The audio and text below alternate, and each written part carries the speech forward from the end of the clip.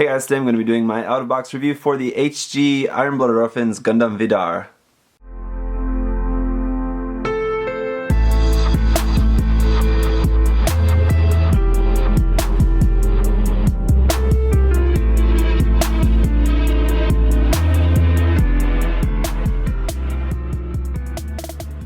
So for those of you low on time, low on patience, this is a really nice kit, just like all the other Iron-Blooded Orphans kits. Great details, great articulation. It does have a couple downsides though, just with it having some seam lines and quite a few stickers on this kit especially.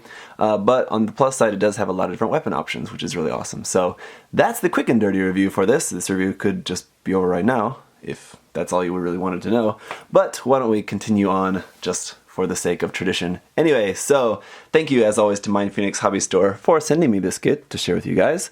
And sorry that this review is a little bit late getting out to you guys. Obviously December was a very busy month, and then at the beginning of January I was on vacation and then other stuff was going on. I was sick and blah blah blah blah blah. Anyway, finally getting to this review for you guys. So I think probably most of you who are interested in this kit have already probably made up your mind just from seeing it from other reviewers or just whatever. But just in case anyone was still on the fence about it or just wanted to know my personal take on the kit, I'll be going through that, of course, in this review. So, the kit overall, just building the kit, I mean, it just feels like a very standard, basically just is, it's like building another Barbatos kit for the most part. It's just exactly the same kind of build. So, I don't want to say that it was boring, but it was just very familiar. Didn't really bring too much new or exciting to the table. I mean, it's got a few different kind of gimmicky things, like the thrusters on the front and back of the legs, kind of cool thing. Those big huge thruster bells on there. Building the knives in the feet was kind of interesting how they did that. I think those were called the hunter's knives. The backpack is very plain. I really don't care too much for the backpack of this kit at all. I mean, yeah, and then the hollow spaces in the back, I think. I'm not really one who complains too much about like hollow gaps in kits. I mean, because it's you usually kind of get what you pay for. You kind of would expect a little bit more in these HG Iron-Blooded Orphans kits, because the overall quality of them has been good. So it is kind of disappointing to see some hollow spaces there. But yeah, so that's the thing. The side skirt, those big things are really cool, but yeah, you're just going to be working on those seams for a while. It's mostly pretty flat surfaces, so those are the easiest kind of seams to get rid of, but still. I guess, again, with it being a high grade, there wasn't really too much they could really do about that, except for maybe making these like fins on the top and bottom of their separate parts, like the main body. Two parts is just sandwiched together, and then you have like those fins that go in there as well. I don't know, that could have saved a little bit of removal, I guess, but that would have also presented its own problems. So yeah, the kind of one of the best things about this kit is also just all the different weapon options that you have with this. So we'll of course get into that here in a moment. I do just want to also talk about some of the articulation, even though really shouldn't have to at this point. Like I said before, it's very similar to building the Barbatos, and so the articulation is going to be pretty much exactly the same. But just to point out some of the stickers and stuff, here on the front of the head, that little gray piece there, that's a sticker. Obviously the eyes are stickers, but I really like the design of the eyes for this one, and just the overall head shape in general is really cool. This is another one that really looks like, at least just the head design anyway, looks like it was like a leftover design from Reconquista and G. Just gonna throw that out there, but anyway, it does look cool. I really like the design of that. And on the back of the head, we do also have another sticker there, just a little pink one for the camera on the back. This is one of the problems with the backpack. These parts here on the side are held on just by friction. There's no polycap or anything on there. So moving them around, they do tend to fall off a little bit easier than if there were a polycap holding them on there more sturdily. Here on the shoulders, these big huge details there, very thick, deep panel lines there. I'm not really too into that personally. That's not really kind of my taste when it comes to details on a kit, but it's interesting. Luckily on the 1/100 scale version, it has some extra details kind of built into there as well, which helps it a bit. On the top, big grayish black, very dark gray sticker there covering that top part. Obviously a seam going across there. Across the top, that's no big deal. Going through this detail there on the side of the shoulder armor, that's a little bit annoying. This piece at the bottom of the shoulder armor will move a little bit. The shoulder armor itself will move by itself, so that will go in and out like so. The shoulder armor can go up, the arm can go very high up to there. So as you can see, the polycap on this one will swing up instead of forward. So that is one thing I guess that's kind of interesting about this one. Another big sticker here, that gray sticker you can see right there, that's a really big rugged one. This part is just all blue, and then we're just sticking that gray sticker onto the side of there. That's not great. So because that polycap is swinging up, we're not going to get as much movement forward. As you can see, you're just going to be kind of popping it out. And then just as usual here, rotation at the top, joint there in the elbow, going to give you rotation to there. Kind of cool detail here on the back of the arm. It's a little bit different from the Barbatos. The arm has a lot of stickers here as well on the forearm. You can see on the front of the arm there's one sticker there, and they're like the cuff, one sticker there a little bit higher up, and then stickers on the sides of the arm is there as well. So like this is just all blue. You have 1, 2, 3, 4 gray stickers on there. That's kind of unfortunate. And then we just have the hands, of course, just on ball joints. In the stomach section, of course, it's going to be the same as the Barbatos. It's going to move up and down there at the top, and then the lower part is just on a ball joint. So that'll move like that. The front skirts are joined, but you can cut them apart to separate them. We have the gun handles here, but those are just molded in. Those the actual guns aren't actually held there. They're just going to look like that. So if you have it like this, it looks fine because it looks like the guns are stored there. But if you have the guns in the hands, it might look a little bit strange to you. I really personally don't think it's that big of a deal. If you have like the guns in his hands, I don't think someone's going to be like, hey, how come he's holding his guns and then you can still see gun handles in his front skirts? I don't think anyone's really ever going to say that, but a couple of little red stickers here on the front skirts. Of course, that's expected. It's not really a big deal. In our side skirt things here, again, it's basically just two big parts sandwiched together. So you have one little white sticker there on the backpack, one white sticker on the side of there as well. On the center part of the backpack, you have a red sticker there. Obviously a big seam line going all the way down through that main part of the backpack there. So this whole backpack just seems kind of like it was just added later. Like they designed the Gundam and then like, oh, we need a backpack for us, so just whip something out real fast. So they just kind of put that together. So it's not really the greatest, I think, in my personal point of view. We have like the extra sword blades in there, and as you may have seen maybe in other reviews or just like around online, those are molded together, all three of them together. You can really easily cut them apart if you want. I don't really see the point, but if you want to do that, you can. So I haven't done it on mine. All you have to do is just cut like the part that's connecting them together, and then they'll be separate, but then they'll just be kind of loose in there. So if like you were to do that, they would fall out. I don't think you're ever going to do that, but again, anyway, I'm digressing a lot in this video. So I'm going to rotate here at the top of the leg and just kind of standard movement here. Nice joint in the knee will give you more than 90 degrees, so a nice bend there in the knee. We have these thruster bells, obviously missing the red color app inside there. You will have to paint that if you want it to be color accurate. There we go, that little guy fell off. And the ankles, again, just like same as the Barbatos. So these are going to rotate side to side like that. No problems with that. The toe would be able to point down if the knife wasn't there, so you can just fold that knife out like that, and then you can point the toe down just a little bit. It's really only going to move like that, so not really a whole lot of movement there. You can fold that knife out in the back of the foot. You can fold this knife out like that. So you got that one there, and that's kind of cool, I guess. Like I said in the unboxing, I think that's not really kind of my bag when it comes to weapons like knives and things on the feet. It's not really my personal taste, but that's it for the articulation.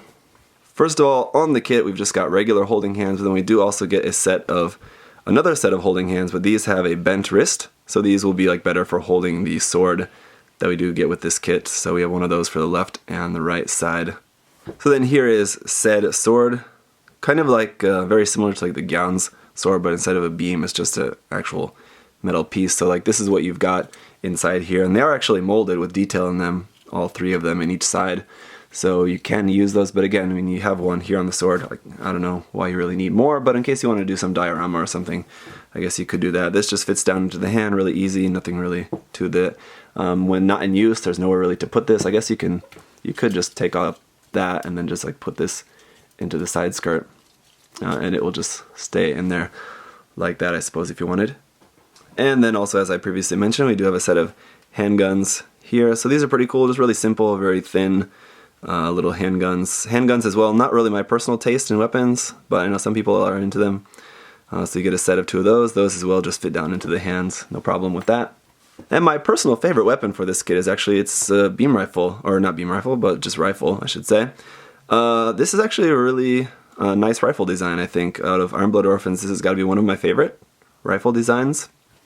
Just really simple, but just kind of a nice, cool sniper rifle looking rifle we've got for this. So this one as well just fits into the hand, and there you go. So in terms of weapon options, this kit is actually really, really nice. Alright, so here he is, of course, with the Barbatos Lupus, and a couple things I'll point out. You may notice that the Vidar is actually standing on the kind of the campaign base that Bandai was giving out, so that was just one of those that I got. I did get a blue one, which comes with the 7 stars stickers, so I haven't put the stickers or anything on there. I don't know what I'll do with the stickers, actually, maybe, I don't know. But anyway, so that's one thing. It's on that base. That base is pretty cool. You'll see it more throughout the rest of this review, so I'll maybe mention something more about that later. Also, one cool thing that you can do with the rifle is you can attach the rifle onto the side skirt. There's actually 3 points, 3 different connection points. So like one is just straight, and the other 2 are like at a little bit of an angle. So that's kind of cool. Another cool option that you can do with just storing the weapons. So I guess I guess you can't actually, if you have the 2 handguns in hand, then you could store the sword handle and the rifle on the side skirts, which is a kind of cool thing that you can do with the Vidar. Another thing is that I just think that the Vidar does a really good job of complementing the Barbatos, so I really think that this is a really good set to have the both of them, because like the dark color scheme against the Barbatos' light color scheme is kind of like opposites there. And they definitely have like a different but very similar kind of look. They both have like a very, like, both of their V-fins have a sort of like king's crown kind of look to them, but they definitely look a little bit different, where like the Barbatos looks kind of like more regal, and then the Vidar's kind of looks a little bit more like kind of evilish kind of head. So, I mean, they definitely like go together really well, and both of them being kind of based on like the same frame, and I mean having that similar kind of look to them in like their basic state. And like the movement, the posability of both of them works really well. So definitely a really nice set. So just to get back to that base a minute, and I suppose it's kind of useless to really talk too much about the base, because I mean, if you were able to get one or a few of them in the campaign, I believe the campaign is maybe still going on, but I'm not sure. I think it was just like while supplies last, so you may still be able to get them, or you may not. Or I'm sure you can probably get them through like some third-party or aftermarket sellers who maybe had some and are still going to be selling them off. So just to mention about that briefly, the actual base there has 2 points of articulation there at the top, one that will turn it a little bit forward or a little bit back on the x-axis, and one that'll turn it a little bit forward, a little bit backwards on the y-axis. So I guess that wouldn't be x and y, but you get, I mean, one will rotate it a little bit one way, and one will rotate it a little bit the other way. So it's really functional, despite it being a really simple design. It's just 1 piece for the base part, 1 piece for the arm, and then 2 pieces there at the top. So yeah, it's really simple, but really, really functional. So that's nice. I really hope that Bandai will be giving these away more again in the future, or maybe make them available for sale. I really don't see them doing that, but hopefully they'll do another campaign where they give them away. We'll have to see, maybe in a different series in the future they'll do it again, but give away like different stickers and stuff with them. So anyway, so the other thing just wanted to point out here is that there's obviously no weight issues holding up that rifle, despite the rifle being a little bit longer, definitely one of the larger ones that we've seen from the series. It weighs nothing, so there's no weight issues holding that up. The joints, the shoulder and the elbow, the hand are all perfectly fine to hold that up. Of course, over time those joints will loosen, as Bandai kits just tend to do in general if you don't paint them. So I get this question asked a lot about what to do about loose joints. Just putting a little bit of glue on the joint or a little bit of paint on there, obviously while it's not connected, and then let that dry and then put it back together. That will help stiffen that up. Now, despite the hunter's knives in the feet being a weapon or a gimmick about this kit that I don't really particularly care for too much personally, I will just take a minute just to show that to you guys. Of course, it works perfectly fine with the articulation of this kit being really, really nice. You're not going to have any problems getting some cool poses actually using those, whereas like other kits, I suppose, like some of, like, I know a few of the Reconquista and G kits had like weapons built into the feet and stuff, and if the articulation was not that good, and if it can't get like really dynamic with the poses, then those weapons are going to be really hard to make look cool. In this case though, you don't have that problem, so that's one nice thing about this. Alright, so that's pretty much just going to just about wrap up my review of the Gundam Vidar. Absolutely great kit. There is a couple small little things I will just point out here once again at the end. Just one other minor complaint about the backpack is that it kind of gets in the way. With the shoulders of this kit being pretty large and these kind of parts here of the backpack being very close to the backpack, they just kind of tend to clash and get in the way of each other. So that is might be a small problem for you just while trying to pose this kit. Another thing is that the wrist joint on just the regular holding hands was fine, but with the bent wrist holding hands, which you can see I have one there holding the sword, it's a little loose, and I don't think that's really going to be a problem because you kind of want it in this just kind of down position anyway, but it just seems like the actual ball, the plastic ball at the base of the hand is just a tiny bit smaller with this than the regular hand, because they definitely fit differently, and I tried like going back and forth a couple times, and this one's definitely a little bit more loose. So again, that's something very easily fixed just with a little bit of glue or a little bit of paint on that ball. Let that harden, and then that'll be nice and tight in there. Shouldn't be a problem, but just thought I'd point that out to you guys. So that is it for this review. If you guys do have any other questions or comments, feel free to leave those down below. Great kit, totally recommended. I'm definitely looking forward to the 1/100 scale version, as I'm sure it will probably be better in pretty much every way. So we'll take a look at that soon enough. Thank you guys for watching, and I'll see you next time. Bye bye.